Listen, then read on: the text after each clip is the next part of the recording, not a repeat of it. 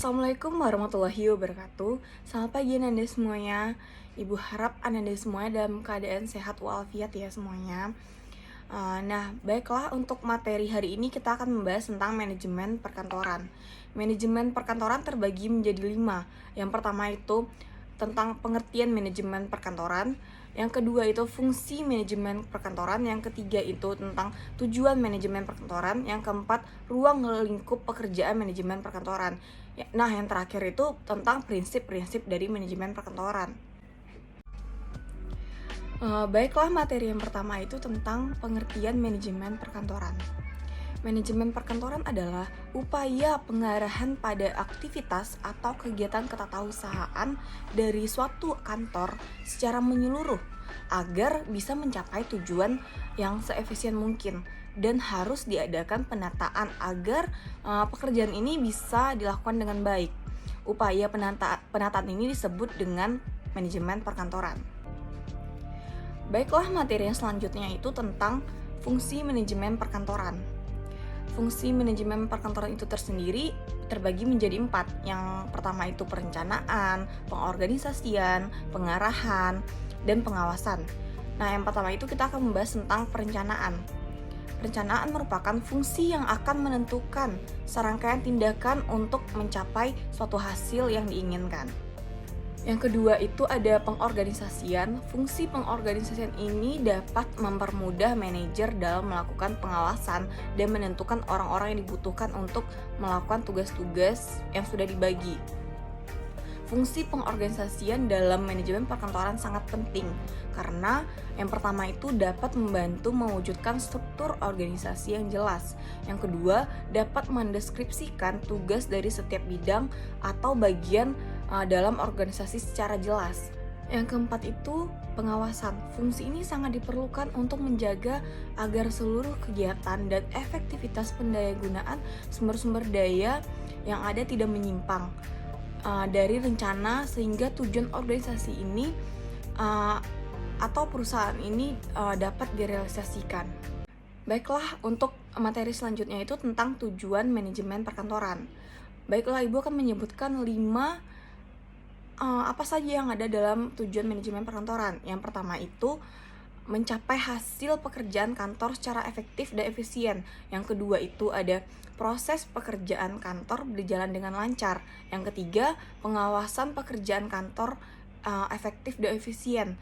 Yang keempat, terciptanya suasana kantor yang harmonis dan menyenangkan. Yang kelima itu terciptanya rasa memiliki dan rasa tanggung jawab. Nah, materi yang berikutnya Ibu akan menjelaskan tentang ruang lingkup pekerjaan manajemen perkantoran. Ruang lingkupnya ini terbagi ada beberapa. Yang pertama itu ruang perkantoran. Ruang perkantoran adalah sebutan tempat untuk peniagaan atau perusahaan yang dijalankan secara rutin. Yang kedua itu ada komunikasi. Komunikasi didefinisikan sebagai proses mengirim atau menerima pesan dan dikatakan efektif apabila pesan dapat dimengerti dan menstimulasi tindakan atau mendorong orang untuk bertindak sesuai dengan pesan tersebut. Yang ketiga itu ada pegawai perkantoran. Kepegawaian ini mencakup kegiatan pemilihan pegawai, orientasi atau pekerjaan, pengenalan, pelatihan pegawai, promosi pegawai, pengujian sumber daya, pergantian sumber daya, dan lain sebagainya. Yang keempat itu ada perabot dan perlengkapan kantor.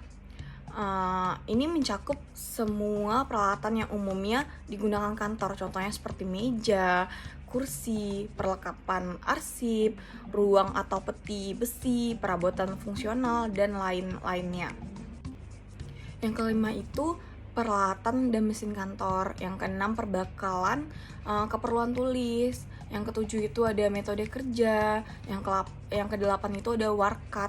Warkat ini yaitu suatu catatan tertulis, terekam, tergambar, dan tercetak yang dibuat orang dalam rangka untuk membantu ingatan. Yang kesembilan itu ada pengawasan pejabat pelaksanaan. Yang selanjutnya itu adalah materi yang terakhir tentang prinsip-prinsip manajemen perkantoran. Menurut Henry Fayol, prinsip manajemen perkantoran ini terbagi menjadi beberapa. Yang pertama itu pembagian pekerjaan, wewenang dan tanggung jawab. Yang ketiga itu ada disiplin, kesatuan perintah, kesatuan. Yang kelima itu kesatuan pengarahan. Yang keenam itu mengutamakan kepentingan organisasi di atas kepentingan sendiri. Yang ketujuh itu ada pembayaran upah yang adil, pemutasan, hierarki, tata tertib, keadilan, stabilitas kondisi karyawan, inisiatif. Yang terakhir itu ada semangat kesatuan.